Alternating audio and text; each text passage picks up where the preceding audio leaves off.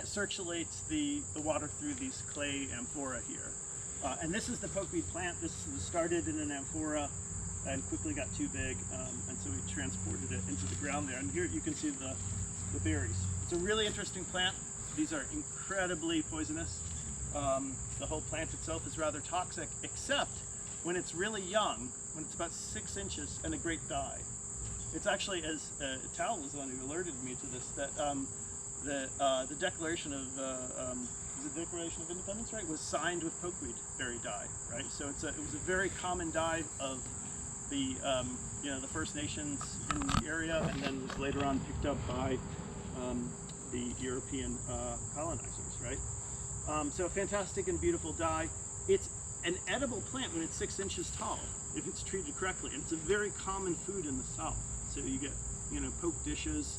It has a taste like, it's like what mustard greens wish they could be. It's like this beautiful, vibrant, sort of peppery taste. It's so good, but it has to be prepared in a very specific way, even at that younger stage. Otherwise, it can be toxic and poisonous. It is a plant that's more indigenous to the South, but because of climate warming, we're seeing it more and more up here, and it's all over the place. So these are the type of plant histories that really interest us, and we want to study them further and think about how can we enter into new sort of vibrant and sustainable relationships with all of these non-human beings. Thanks, Matt. I have a question. Why is this shape of amphora important? So the long story is that I got really obsessed with, I'll give you the short story of the long story. Like, I got really obsessed with the amphora because I'm deeply interested in like really cheesy films about gladiators.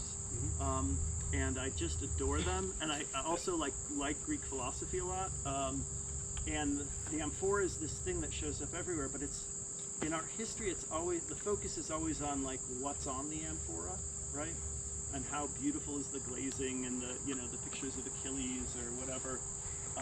And like that's true. That's really interesting. But the amphora was such a ubiquitous object throughout, not just like through Greece, through Persia, through Asia. Like it's the ideal sort of carrying form. It's built to go into ships. So it's like the shipping container of the ancient world. And they were so prevalent that they buried people. They would make giant ones and just have them left over. They buried people in them.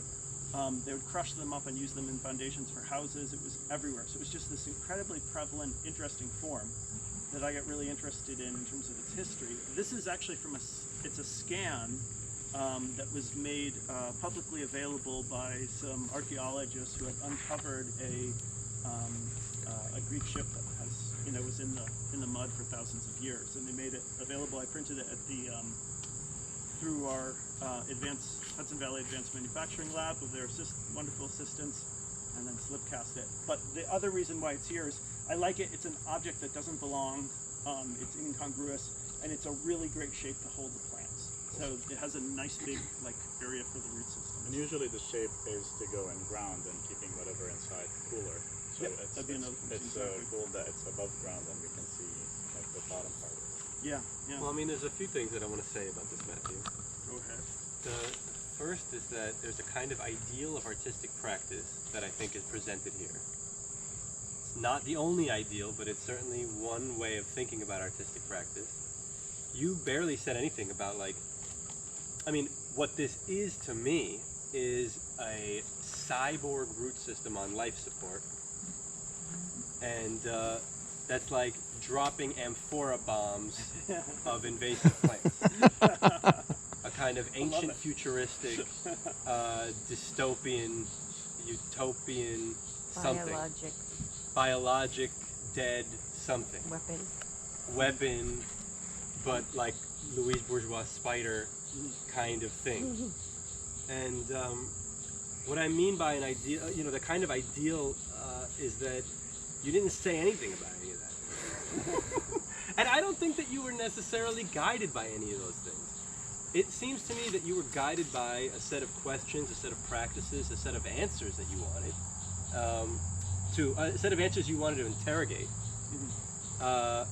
And you happened upon a form that said a lot more than that. Maybe unbeknownst to you, maybe you knew it all along, but it's really amazing.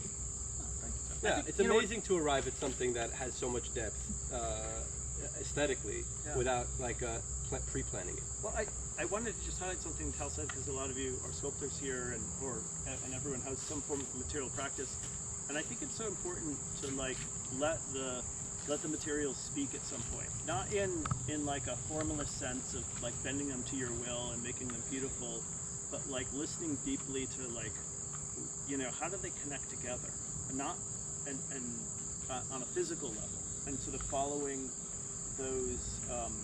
those lines of flight to where they take you. And so there's, you know, I think that's a good the start of a good research practice. And so when I dug up this giant root ball of a spruce tree from my front yard, like I had no idea. I just was like, I know that's going to be something beautiful. Root systems are interesting and complicated. I don't know. And then at the same time, I was casting amphora and doing experiments with plants. And at some weird, you know, point in the future, they all came together. And I like the cyborg term. I mean, we're all cyborgs. That's the other important consideration. You know, whether you like it or not. You know, none of us are human, like purely, right? We have these weird little, like, you know, prosthetic brains we carry around with us. You know, we've got like, I hope everyone here has some vaccine in them. You know, so I think a cyborg is a better position to start from rather than the logics of purity. And of course, I'm like co-opting Donna Haraway's argument here, but I think it's better to, rather than say let's make the world pristine and pure and natural, just say like we're all corrupted, we're all cyborgs. So then, you know, like how do we work together to make stuff, right? That's more interesting.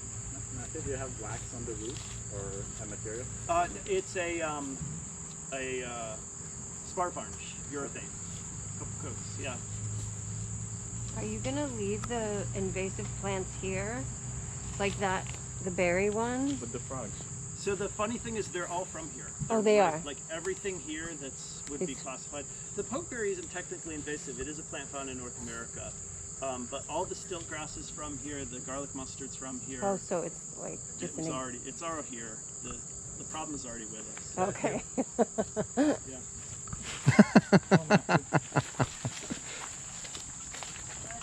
So does it generate how much electricity does it generate? Can you put a light on?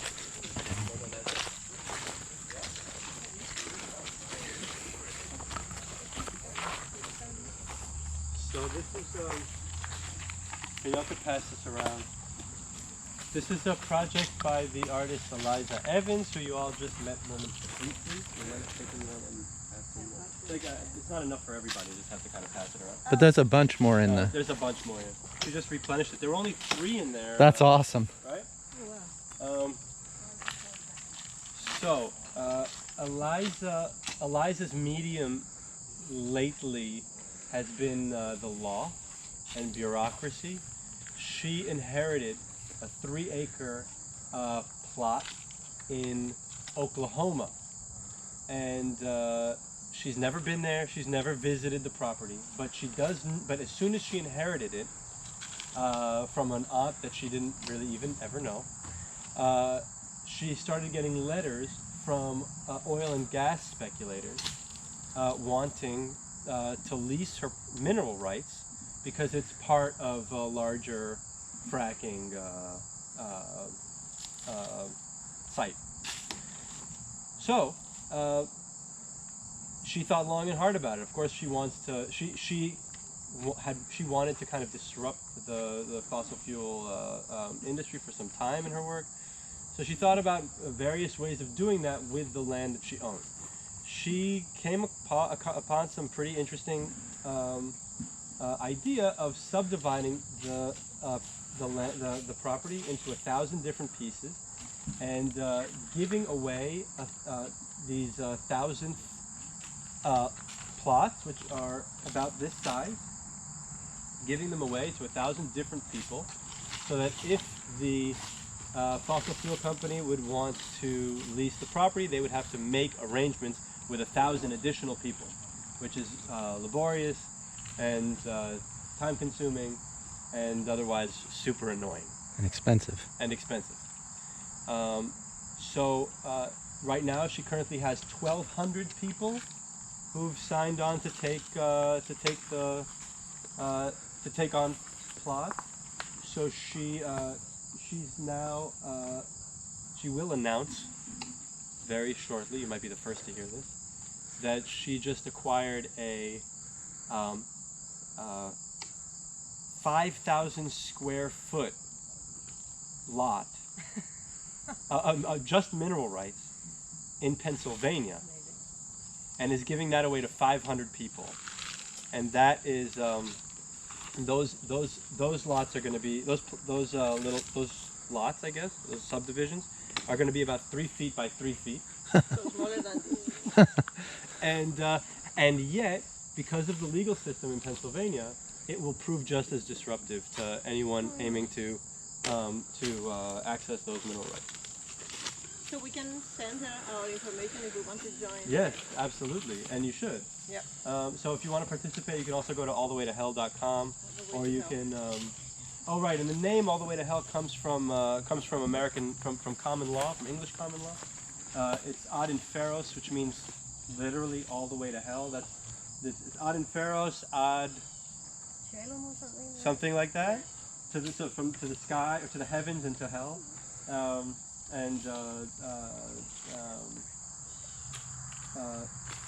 that's what you own. When you own air rights, you go all the way to the heavens. If you own mineral rights, you own all the way to hell.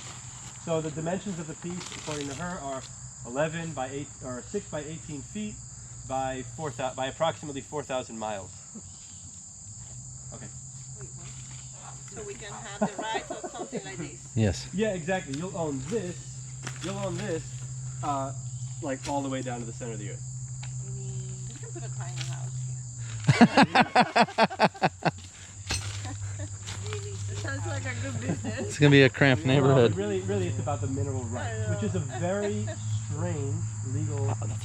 But makes notion. sense. But absolutely makes sense the sabotage that she's Right, exactly. starting here. It's gonna get narrower the deeper you go. Yes. Of course, yeah. So it Pinpoint. slices down. Yeah, exactly. Yeah. Very hard to cut. I mean, I don't know the math. Do you know the math? No. Oh, and one last thing. This is right in the center there of that little box is a core sample from one of the shales that is being fracked in Oklahoma.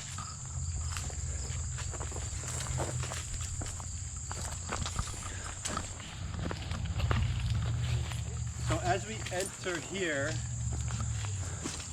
oh, you know what? Maybe we'll wait to say something about Sariah's people. God, Brooks, she's gonna kill me. I've got a I have no idea how to get it down. pole for taking snow off your roof. Is it long enough? I think combined with my ladder, I could get it down. So I'll We try. really have to get it down. Yeah. Okay, so before we go to that, this is a work by Sariah Park. Sariah was initially is a fashion designer. She currently teaches at Parsons. She is also on her father's side is Aztec, and has while she was doing fashion work, she got really fed up with using virgin materials. The fashion industry is like absolutely dismal when it comes to environmental practice, and so she started considering all sorts of textiles that were like using post-consumer waste. So she's been merging this. So her father passed, and she started thinking quite a lot about the weaving practices that from her father's line,